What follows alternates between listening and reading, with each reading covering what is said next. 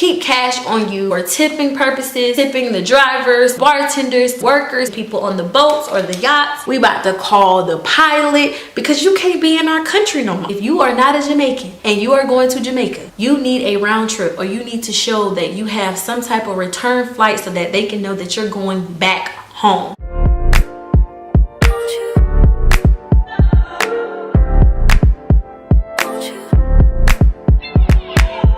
You go, you know. Hey y'all, so welcome back to my channel, and I'm back with another video today. As you can see from the title down below, I'm gonna give you all some tips and things that you need to know before traveling to Jamaica, solo, in a group, whatever. I'm just gonna give you some tips. I'm just gonna jump straight into the video. I've been traveling like back and forth for like it's been a while now, so I just want to give you all some tips. So things that you need to know before you go to Jamaica. The first thing, I know that this is so, no-brainer, but you need a passport. Like, you need a passport. If you're traveling into Jamaica, you need a passport. I know things are pretty crazy right now. I think it's still a situation where you can still get like the overnight or the like expedited process, but you have to show like confirmation that you are traveling, if you already got your ticket and all that stuff. But yes, you need a passport. Next thing that you need to know before traveling to Jamaica, something that I wish I would have known to save me some hardship and save me from being in conflict with someone at customs. So if you are traveling to Jamaica and you are not a Jamaican, you are not a citizen, you need a round trip. Even if you don't have a round trip, you need to be able to show proof that you're leaving their country. They don't play. Like, I'm telling you, they almost put me back on the plane, y'all. I told y'all I'm gonna give y'all a story time about that. But when you go, you may want to get a one-way and just be like, I'm just about to kick it out in Jamaica until I figure out when I want to go home. You cannot do that in their country. I've gotten away with it on multiple occasions, but it was one instance where they were trying to put me back on a plane. So if you are not a Jamaican and you are going to Jamaica, you need a round trip, or you need to show that you have some type of return flight so that they can know that you're going back home. You do not want to get in a situation where they're like, you got to get back on the flight, we about to call the pilot, because you can't be in our country no more. So I'm telling you, they did that to me and I was like, okay, I'll buy a ticket. It's not that deep. I thought I can come over here and do. They like, you cannot stay over here in our country. We need to know that you're leaving. If you don't have a return flight, you better be prepared to pay for it once you get there. Another thing that I realized about traveling to Jamaica, when you travel in groups, it makes life so much easier. You save money because everywhere that you go in Jamaica is pretty much like a set amount for whatever route you're taking or wherever you're at. So if you're like in Anchovy, or you're in Reading, or you're in Unity Hall, or wherever you may be, it's going to be like a set price. If you're traveling solo, you're still going to be charged the same amount of money that they would charge, because at the end of the day, it's based upon how far I have to travel. Also, you have to take into consideration, gas in Jamaica is not cheap. So they can't just be like, oh, well, since I'm taking one person or two people, I'm gonna charge you $20. If the route is $40, it's gonna be $40 regardless. If you're traveling in a group, it makes more sense, when it comes to finances. Traveling in a group just makes life so much easier. Solo traveling. Solo traveling is fun to Jamaica, but it can be very costly.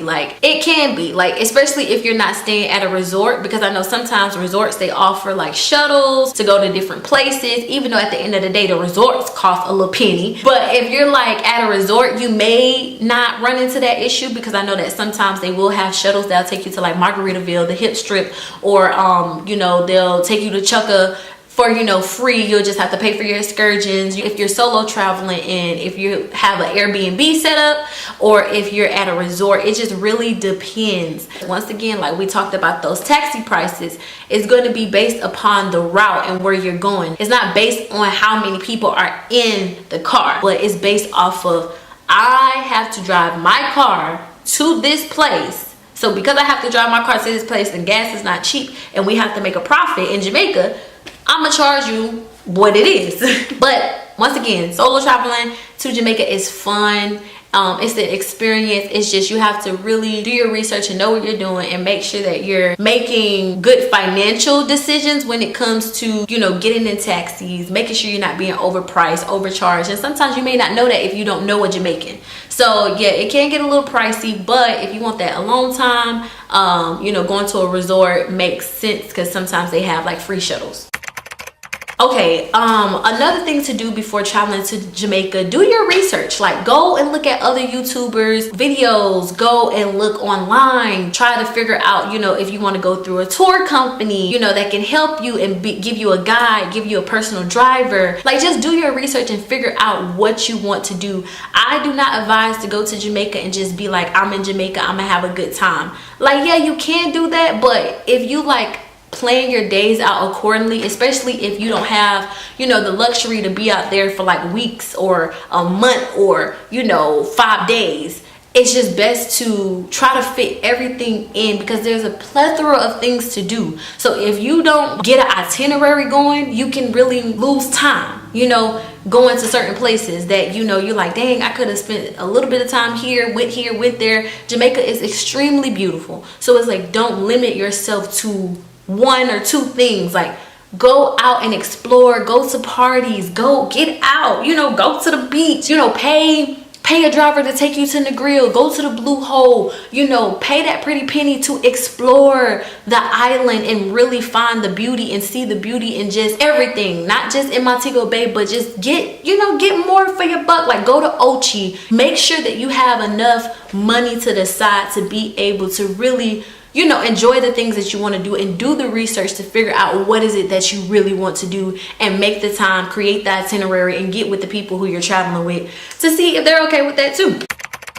Okay, this is very, very important. This is something I had to learn. If you don't understand the foreign exchange market, if you don't understand currency, I would suggest do not exchange a lot of money, a lump sum of money, because you want to get a better understanding of how things work before you go trying to exchange your money out. You could end up losing a lot of money. Like, when I first went to Jamaica, I lost about, like, I think $50 to $60 because I didn't understand the currency. I didn't understand how the foreign exchange market works. Your phone will be your best friend. You can look on your phone and look at currency and look at rates. You have to understand that everybody's rate in Jamaica is different. You can go down the street somewhere in Montego Bay and still be in Montego Bay, and someone else may have a different rate. So rates vary, you know, from business to business. So you just want to be careful because you don't know what type of rate you will be getting. And then on top of that, if you're not Jamaican and if they know that you don't really know what you're doing, sometimes you can get played, you know, in those streets. You're doing an exchange from Jamaican to US, that's expensive. If you're doing an exchange from USD to Jamaican dollars, you can lose money.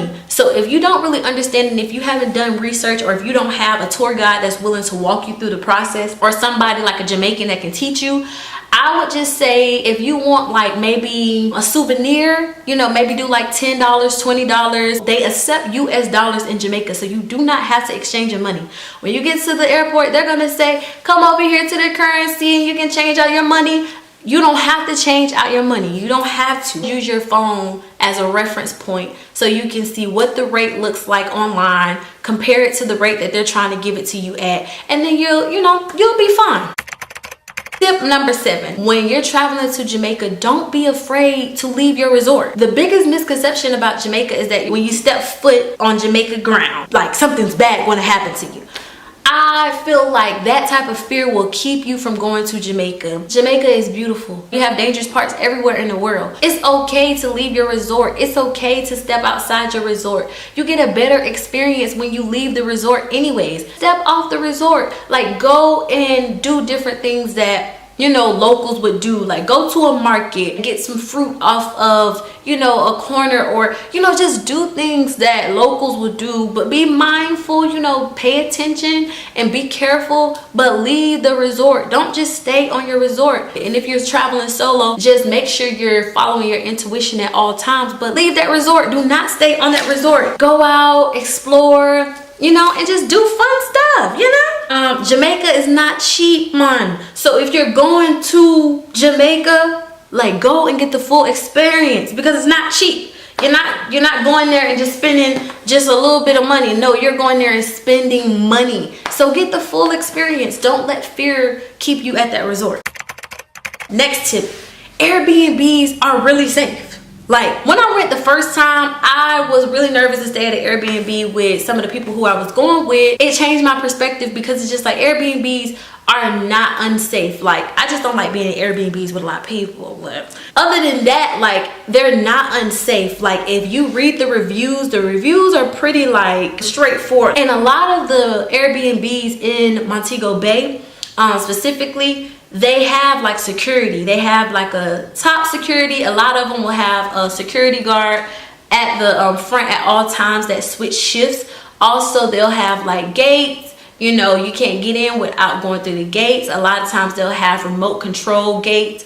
It's always like safety is a big thing when it comes to Airbnbs in Jamaica. Not all, because at the end of the day, like we said, every place has their thing. Like, every place is not going to be safe. Every area you stop may not be what you're used to. But the moment that you open up your mind and you go to Jamaica with an open mind, an open heart, and an open spirit, you'll find that you see the beauty in all things, and it humbles you in a sense, because it's just like, at the end of the day, you're in a whole nother country. You have the privilege to come to their country. They don't all have the privilege to come to your country. So the fact that you have the privilege to go to someone else's country, embrace the beauty of it, enjoy it, go off that resort, stay at an Airbnb, live like a Jamaican, or you know, you can't really live like a Jamaican because you're not Jamaican, but a Jamaican, I don't know, you know, just or whatever, just go and experience. So don't let the what everybody else says about Airbnbs like kill your vibe. Me personally, I just don't like doing Airbnbs with a lot of people. But if you are a person that likes to do Airbnbs with a lot of people, and you have your close friends and you have people who you like, you know, I trust to be in an Airbnb with, get that Airbnb. You will save more money. I think like when I was looking at an Airbnb situation for like me and like 2 other friends plus our like flights, it ended up being like $478 or something like that. That is, that's so inexpensive. If you can, Airbnbs will help you save money, and you can explore and live like a Jamaican or Jamaican or whatever. Another thing to know before traveling to Jamaica, like I told y'all in the beginning, when it comes to transportation is just like a set like amount of money. Like most of the times, like if you're going through a tour company, a taxi, a personal driver, charter, a chauffeur, a private driver, whatever you may call a personal driver, everybody has like pretty much standard prices. Some people try to bargain and see like, okay, well, can you take me here for this much or that much? If a local taxi come and pick me up from my Airbnb and he's trying to charge me the same amount of money as like the regular little charter or like a personal driver, I'd be like, nah, look, now, you know, you can take off like $10-15 because you was just right there, like you're a local taxi. So it just depends on the knowledge that you have when it comes to certain things. Everybody will charge the same amount of money to take you a certain place. If you don't know what you're doing, do not take the local taxi. Local taxis are usually between like $1 to $2. If you don't know somebody who's a Jamaican, or you don't have family members that can actually walk you through the process, I wouldn't necessarily say hop into a local taxi by yourself. If you're with friends, maybe y'all can try it out and just,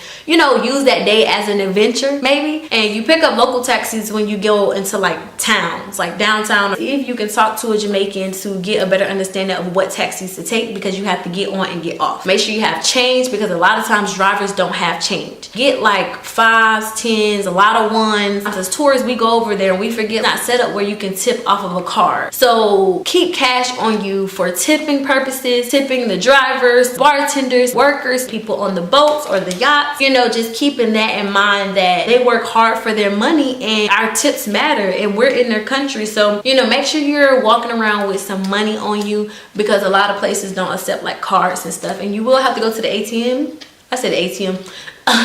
Wait, no, it is called ATM. You will have to go to the ATM and charge us like $6 and like 25 cents or like $7. So you're gonna have to pay an additional $7 on top of whatever you're pulling out. So yeah, to avoid that, just bring some cash on you so that you're able to tip and get some change for that before you come, you know.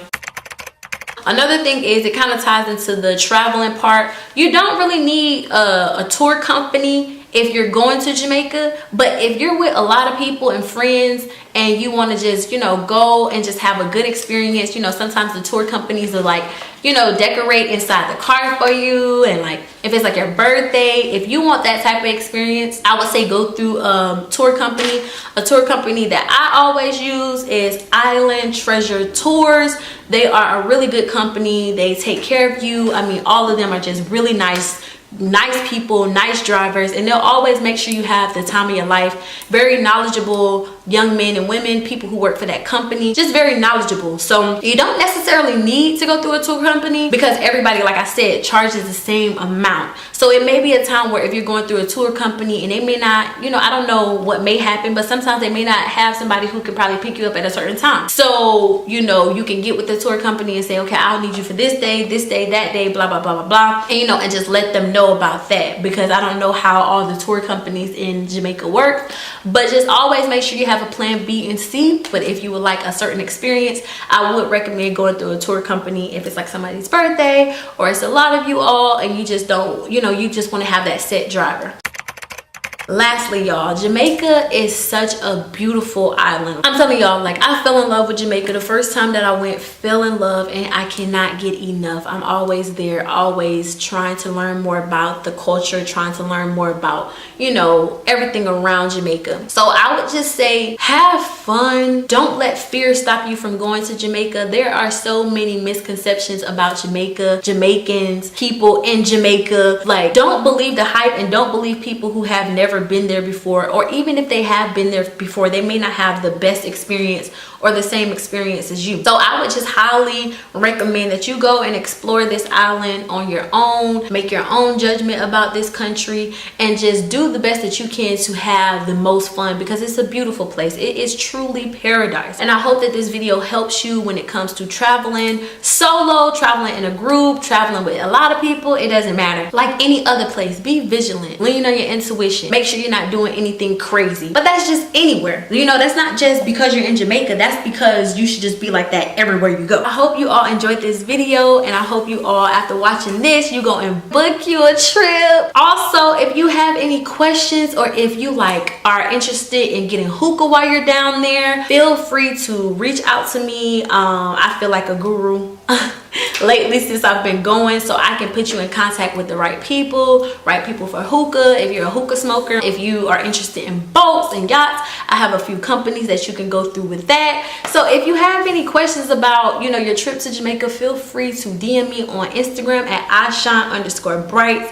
I'm usually out there like once a month. So even if you're going to be out there while I'm out there and you're solo traveling, please feel free to reach out to me. Like, you can reach out to me, see if I'm going to be there during the dates that you're going to be there. I can put you in contact with some good drivers, you know. And you know, I just want to help you enjoy your experience in Jamaica and paradise. It's really paradise, and it's like, feels like heaven on earth when you go. So yeah, make sure you like, comment, and subscribe.